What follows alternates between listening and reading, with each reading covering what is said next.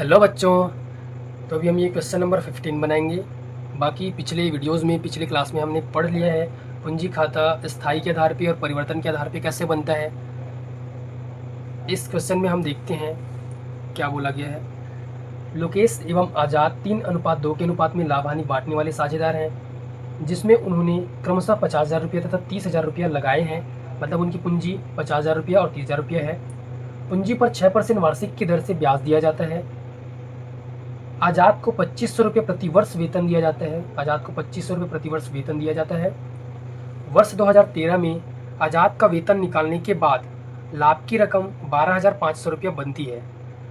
मैंने पिछली वीडियोस में पिछली क्लास में बताया है, अगर किसी भी चीज़ के बाद दिया है ये लाभ तो उस चीज़ को छोड़ा जाता है। अभी तक हमको ऐसा पता है वेतन के बाद ये लाभ दिया है। अब उसको छोड़ेंगे नहीं छोड़ेंगे आगे देखते हैं। आज़ाद के वेतन निकालने के बाद लाभ की रकम 12,500 रुपये बनती है। उसमें लाभ की राशि का 5% भाग कमीशन के रूप में मैनेजर को दिए है। लाभ की राशि का जो एक्चुअल लाभ है उस राशि का 5% भाग कमीशन के रूप में मैनेजर को दिए है। मतलब मैनेजर को 5% कमीशन देंगे लाभ की राशि का। ये 12,500 रुपये जो है ये वेतन लगाने के बाद है, और इस व्यक्ति को मैनेजर को हमको कमीशन देना है लाभ की राशि का जो एक्चुअल में लाभ की राशि है। ये वेतन देने के बाद है। हमको एक्चुअल में लाभ की राशि पता कब चलेगी, जब इसमें वेतन को हम जोड़ेंगे तब हमको लाभ की राशि पता चलेगी। क्योंकि ये जो लाभ दिया है ये वेतन देने के बाद है, और हमको वेतन देने के बाद वाले लाभ में कमीशन नहीं देना है। जो टोटली लाभ था, एक्चुअल लाभ था, उस लाभ का देना है 5%। लाभ के विभाजन को दर्शाने वाला खाता मीन्स लाभ हानि नियोजन खाता तथा साझेदारों का पूंजी खाता तैयार कीजिए। हमको लाभ हानि नियोजन खाता और पूंजी खाता तैयार करना है। इस क्वेश्चन में कहीं पे भी नहीं बोला है कि पूंजी को स्थिर मानना है या स्थायी मानना है, तो स्पष्ट निर्देश नहीं दिया जाता। तो पूंजी खाता जो है परिवर्तनशील पूंजी खाता के आधार पर बनाया जाता है। इस चीज़ को हम समझते हैं। ये जो वेतन है वेतन निकालने के बाद दिया है, और इस व्यक्ति को कमीशन, मैनेजर को कमीशन कौन से लाभ में देना है, जो एक्चुअल लाभ राशि है, जो वास्तविक लाभ राशि है उसमें देना है। तो ये वास्तविक लाभ नहीं है, ये हमारा वेतन देने के बाद है। तो वेतन देने के पूर्व कितना रहा होगा, पहले हमको वेतन निकालना पड़ेगा, वेतन देखना पड़ेगा कितना रुपये हमने वेतन दिया, उसके बाद हमारा वेतन इतना उसके बाद हमारा लाभ इतना बचा। तो हमको पीछे पढ़ने से पता चल रहा है, इधर ऊपर आज़ाद को 2500 रुपये प्रति वर्ष वेतन मिलता है। तो 2500 रुपया वेतन है, वेतन देने के बाद 12,500 रुपये लाभ बचा। तो वेतन देने के पूर्व हमारा लाभ बचेगा, दोनों को जोड़ेंगे तो 15,000 रुपये आएगा। 12 और 2 14,000 और ये करके 15,000। तो वेतन देने के पूर्व हमारे पास 15,000 रुपये लाभ था। उस लाभ का हमको 5% भाग कमीशन के रूप में देना है।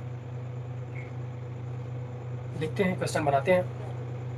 तो ये बन गया हमारा प्रारूप लाभ हानि नियोजन खाते का। सबसे पहले लिखते हैं हम लाभ की राशि को शेष लाया गया करके। यहाँ पे मैंने बोला था वो जो लाभ दिया है 12,500 रुपये वेतन देने के बाद है, हमको पूर्व कितना था ये पता करना है। तो हमारा लाभ वेतन देने के बाद 12,500 है। पूर्व कैसे पता चलेगा, हमने जो वेतन दे दिया, देने के बाद इतना बचा, तो देने के बाद पूर्व कितना आएगा उस वेतन को जोड़ेंगे। वेतन दिया है 2500 रुपया, 2500 को जोड़ेंगे तो हमको पूर्व पता चल जाएगा। 12,500 में 2500 जोड़ेंगे तो ये आ जाएगा 15,000 रुपया। 15,000 अब पूर्व पता चल गया, जो एक्चुअल में लाभ था वो पता चल गया। अब हम इस राशि का कमीशन दे सकते हैं 5% मैनेजर को। उससे पहले हम ये पूंजी पर ब्याज देते हैं।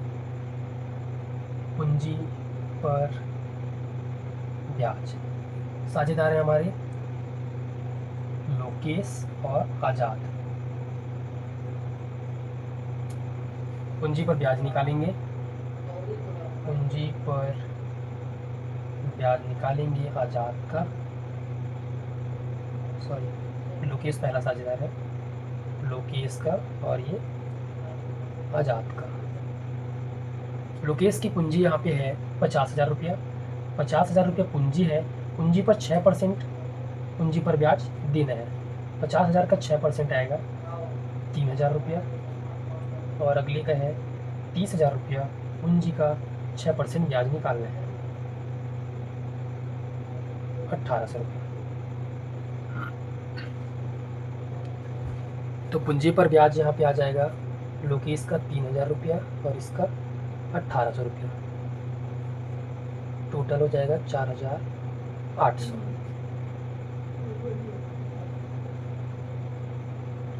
पूंजी पर ब्याज देने के बाद हम पहले वेतन देने के बाद लाभ को लिखते थे, तो वेतन को यहाँ पे नहीं देते थे, वेतन को छोड़ देते थे। अब हमने जो लाभ है उसको पूर्व बना लिया है, इसमें हमने 2500 को जोड़ा, मतलब ये लाभ जो है वेतन देने के पूर्व बन गया।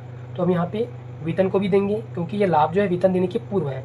अगर बाद होता है तो उसको छोड़ते हैं, जिस चीज़ के बाद दिया था उसको छोड़ते हैं। तो अभी हमने ये लाभ जो है वेतन देने के पूर्व बना लिया।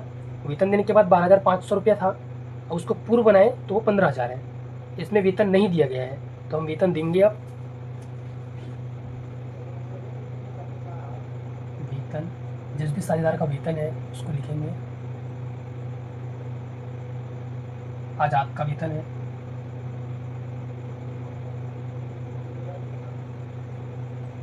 2500 और यहाँ पे 2500 रुपया। वेतन देने के बाद लाभ का 5% भाग कमीशन के रूप में देना है मैनेजर को, तो मैनेजर का कमीशन निकालेंगे।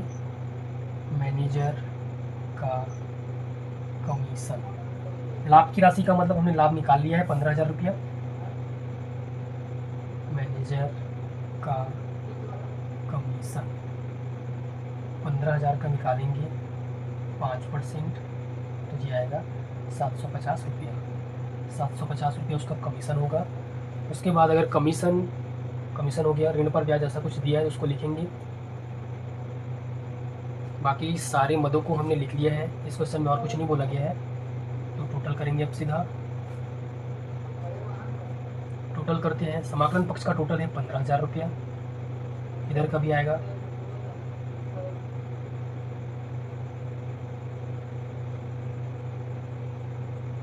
तो 15,000 में हम ये 4,800, 2,500 और 750 को माइनस करेंगे, तो हमारा आएगा यहाँ पे 6,950 रुपया।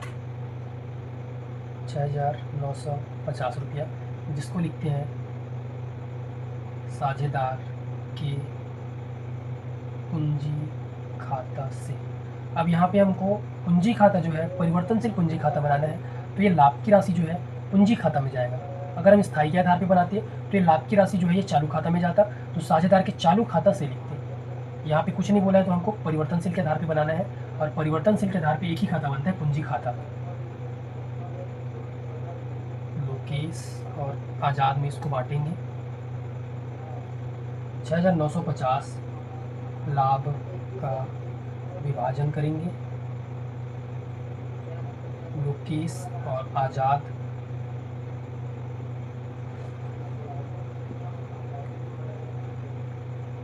छः 6,950 को 3:2 में बांटेंगे, मतलब 3/5, और 6,950 का 2/5। इसको डिवाइड करेंगे।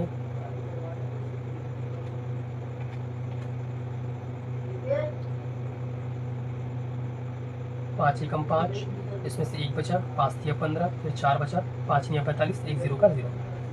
1390 को 3 से हम मल्टीप्लाई करते हैं, तो ये आएगा 4,170, और 1390 यहाँ भी आएगा 1390। 1390 का 2 गुना करेंगे, तो ये आएगा 2780। तो ये हमने लाभ का विभाजन कर लिया लोकेश और आज़ाद के बीच। 4,170 लोकेश को मिलेगा, आज़ाद को मिलेगा 2,780। 4,170, 2,780। मैंने बोला है जब भी आप लाभ हानि नियोजन खाता बनाओगे तो इन दोनों को जोड़ के एक बार देख लेना इतना आ रहा है कि नहीं आ रहा है। इसको हमेशा जोड़ के देखना है। 4 2 6,700 और ये 800, 950 आ जाएगा आंसर। तो हमने बना लिया लाभ हानि नियोजन खाता। अब उसके बाद बनाएंगे पूंजी खाता। पूंजी खाता यहाँ पे स्थिर के आधार पे या परिवर्तनशील के आधार पे, किसी के आधार पे नहीं बोला है, तो स्पष्ट निर्देश के अभाव में परिवर्तनशील पूंजी खाता ही बनता है। तो परिवर्तनशील पूंजी खाता बनाएंगे, उसमें एक ही खाता बनता है, पूंजी खाता। खाते का प्रारूप है, 2 साझेदार है, दोनों साझेदार का कॉलम बनाएंगे हम।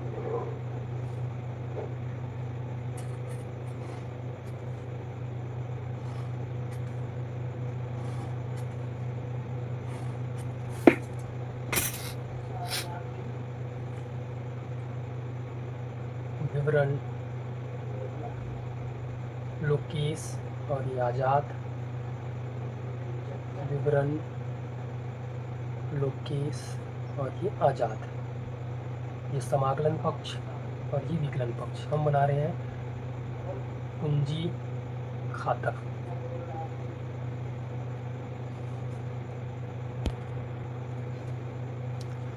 परिवर्तनशील पूंजी खाता में सबसे पहले हम पूंजी की राशि लिखते हैं, शेष लाया गया करके, शेष लाया गया। लोकेश की पूंजी यहाँ पे पुस्तक में दी गई है 50,000 रुपया और इसका है 30,000 रुपया। पूंजी की राशि के बाद अगर अतिरिक्त पूंजी कोई साझेदार लाता है तो उसको रोकड़ खाता को करके लिखते हैं, इस क्वेश्चन में नहीं दिया गया है। पूंजी पर ब्याज अगला लिखेंगे, पूंजी पर ब्याज खाता को। पूंजी पर ब्याज हमने जो निकाला 3,000 और ये 1,800 रुपया, 3,000 लोकेश का, 1,800 रुपया आज़ाद का। उसके बाद वेतन, आज़ाद को वेतन मिला है, वेतन खाता को। लोकेश को नहीं मिला, आज़ाद को मिला है 2,500 रुपया, 2,500 यहाँ लिखेंगे। उसके बाद लाभ हानि नियोजन खाता से लाभ हुआ है, लाभ की राशि को समाकलन पक्ष में लिखते हैं, लाभ हानि नियोजन खाता को। लोकेश के लाभ का भाग है 4,170 रुपया और इसका है 2,780 रुपया। ये हमने समाकलन पक्ष में सभी मदों को लिख लिया। विकलन पक्ष में देखते हैं क्या क्या आ सकते हैं। आहरण दिया है, इस क्वेश्चन में आहरण नहीं दिया गया है, तो सभी मदों की एंट्री हो गई है, समाकलन पक्ष में ही सभी आएंगे, विकलन के लिए कुछ नहीं है। तो टोटल करते हैं। टोटल समाकलन पक्ष में लोकेश के कॉलम का टोटल करेंगे 50 और 3 53,000, 57,170, 57,170 रुपया। इस पूरी राशि को इस साइड लिखेंगे, शेष ले गया करके 57,170 रुपया। इधर का भी टोटल फिर आ जाएगा 57,170। आज़ाद के कॉलम का टोटल करेंगे 30, 31, 31 और 2 33,000, 33 और 2 35,000, 36,000, 37,000 80 रुपया, 37,080 रुपये इधर का टोटल आएगा, 37,080 रुपये इधर का भी लाना है, शेष ले करके 37,080 रुपये लिखेंगे। जी आपका पूंजी खाता बन गया, परिवर्तनशील पूंजी खाता, क्वेश्चन नंबर 15। आई होप आप सभी को समझ में आया होगा। जो क्वेश्चन समझ में नहीं आ रहा है, जो क्वेश्चन आपसे नहीं बन रहा है, कमेंट में बताइए, हम कोशिश करेंगे उस क्वेश्चन को बनाने की। अभी तक हम लाइन से बनाते जा रहे हैं, जो अलग तरीके का क्वेश्चन है, जो अलग प्रकार से बनेगा उसको मैं बनाते जा रहा हूँ। जहाँ पे आपको समझ में नहीं आया हो, कमेंट करके आप पूछ सकते हैं इसमें क्या करना है, कैसे करना है। Thank you so much.